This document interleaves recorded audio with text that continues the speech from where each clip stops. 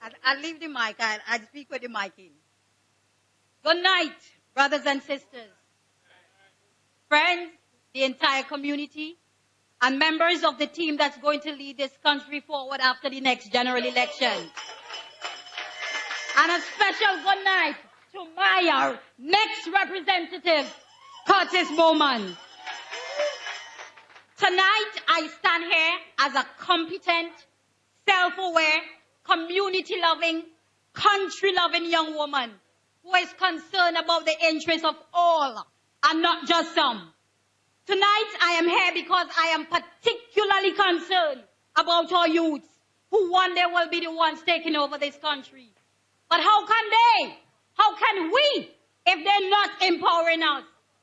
I stand before you tonight as a right-thinking young lady who over the years have seen very little done to assist the youths in Maracua and in St. Vincent and the Grenadines on a whole. And I am quite certain that as long as this Unity Labour Party is in office, very little will be done for us. How many of our youths are without a job? How many of our women are compromised? How many of our youths have to turn to criminal activities to support themselves? Unemployment, all of you know that, is on the rise. Criminal activities are on the rise.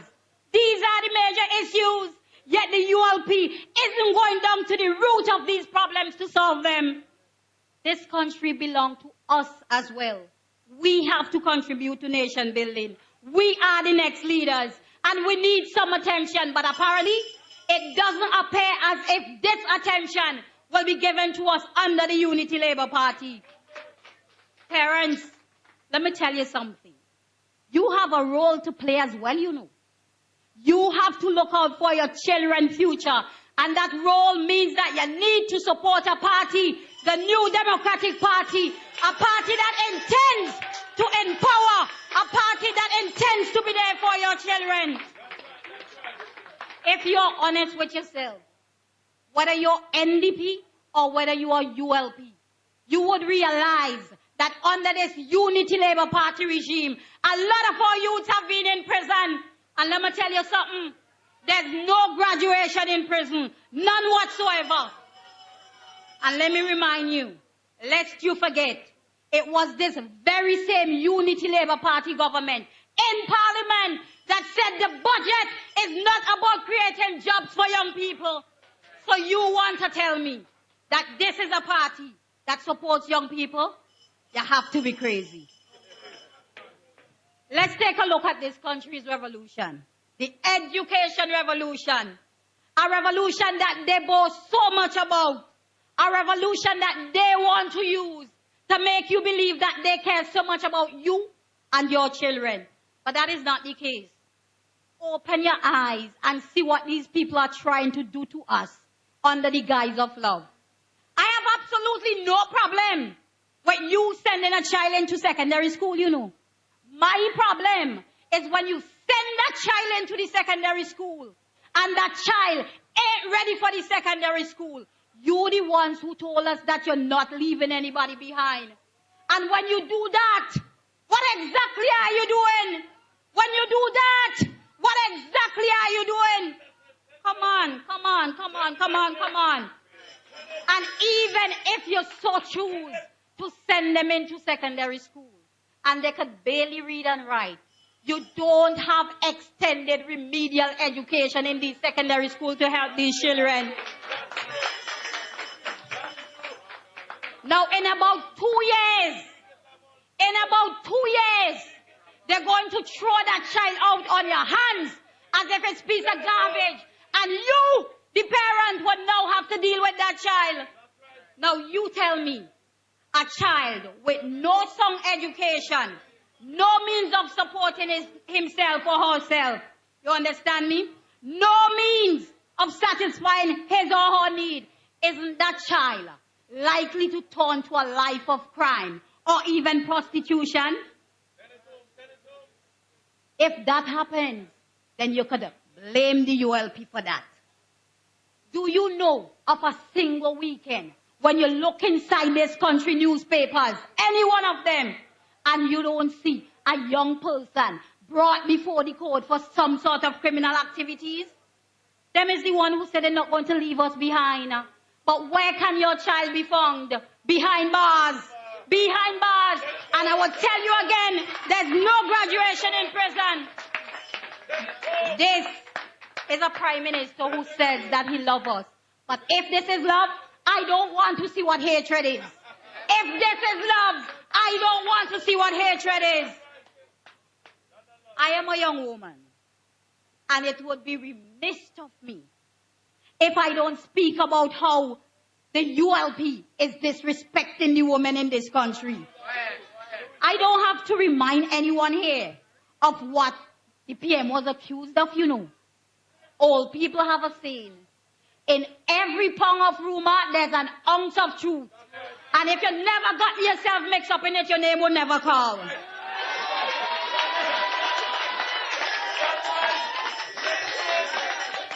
And you know what I find to be rather appalling?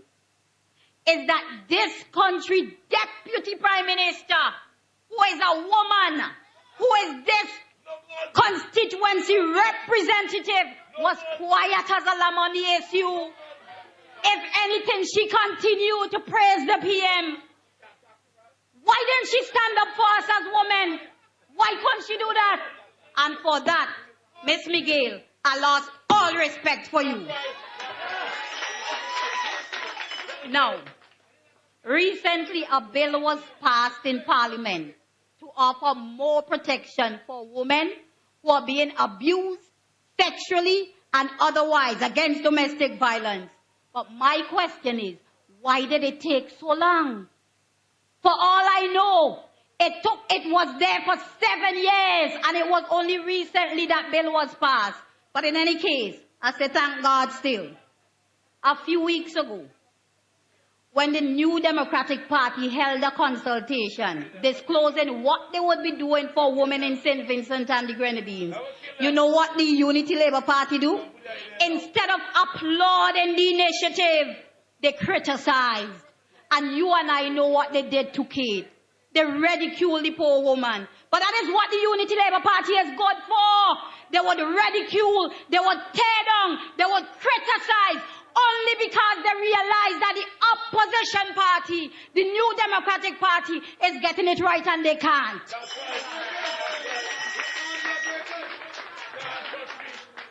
You know, recently I was speaking to a young man from this constituency. And he's a staunch ULP supporter. And he confessed to me that for the 14 years that Miss Miguel has been here, 10 of those years, she did very little for the people of Maracua. Now you tell me something. If Mrs. Miguel, who is the Deputy Prime Minister, well, then again, that is just a name. Because you know when the PM leaves, she can't do nothing. But you know, if she's the Deputy Prime Minister and she couldn't do it, tell me exactly how Jimmy Prince gonna do it. Tell me how he gonna do it.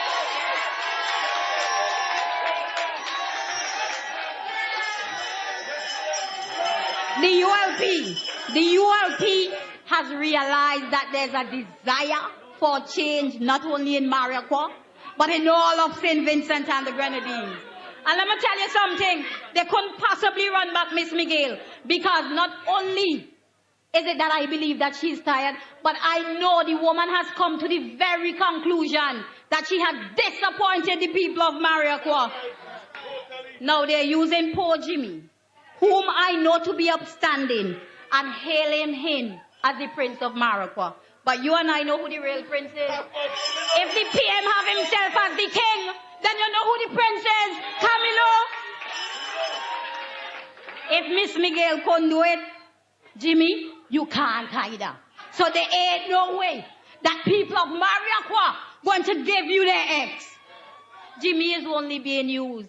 And I hope he's listening to me. Because I know he being used as well. We cannot continue like this, my brothers and sisters. We can't. I have assessed both the NDP and the ULP. And I would say over and over again, that the NDP has a competent team that could move this country forward and offer better hope for the people of Mariaqua and all of St. Vincent. Like the late E.G. Lynch used to say, when you look at the ULP, you're looking at one encyclopedia and 14 copybooks. Curtis Bowman ain't no copybook. He is the real McCoy, a pharmacist by prescription who would give, a pharmacist by profession, who will give the right prescription to the constituency of Mariaqua. We need a government that will allow every minister to do his or her job. Not a government where the PM wants to do everybody else's job. It cannot work like that. It shouldn't work like that. The ULP, they know it's at the end of their rope. And this 4-term thing ain't working, you know. You want to give them another term so that they could treat you like dung. Look at what they did to Beggar Biggs. The man invested $8 million only to lose it all. And you know that people of Mariaqua and other constituencies were being employed by him. My brothers and sisters, listen to me. This is an opportunity for Mariaqua to be on the right side of history. Don't give them another term. The NDP party says the tent is big enough for all of us. Whether you're ULP, whether you're NDP, every single one of us deserve a slice of the pie. And that, my friends, would only happen when this new Democratic Party gets into office. You know, they have a slang. They say 4 in a row. But the new Democratic Party is going to break that streak. My brothers and sisters, breaking that streak equals change. And change equals opportunity for all. So let's ensure that we all cross the line together so that nobody is left behind. And Curtis Bowman and the NDP will show you what it really means to not leaving anyone behind. Change is healthy. You and I know that right now, it is the need of the hour. We've been hearing the same side of the story for the past 14 years. Blah, blah, blah, blah, blah, blah, blah, blah, blah. It's time for St. Vincent and the Grenadines to feel excited again. The time for wishing has passed. I don't want to hear people say, I wish that, I wish this, I wish NDP was in office, I wish blah, blah, blah. That has passed. The time for doing is now. The time for change is now. So come election day, follow your prescription so that we can get the right medicine for Mariaqua. Choose wisely and vote Curtis Bowman. It's time for us to take this country back. Give it up for the Gypsy. Lord, I'm sweating.